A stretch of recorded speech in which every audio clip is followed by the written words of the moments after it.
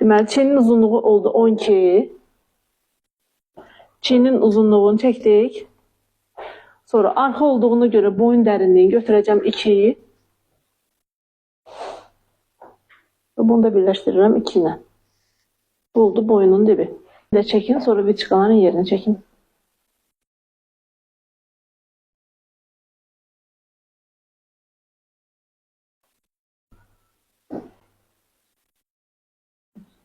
Çəkdiniz. Bu oldu sadə paltarın, daha doğrusu çertyoju.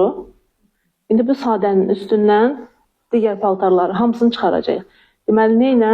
Viçkalarla bütün paltarları bu dondan çıxardırıq. Yəni, sadənin maketini çəkirik, sonra başlayırıq digər paltarları hazırlamağa. Bu sadədir. Bunu çıxarmağı bacardınız, digərləri də asan olacaq. Bu artıq olur modelləşmə və onlar da gələn dərslərdə hissə-hissə öyrənəcəyik hamısını.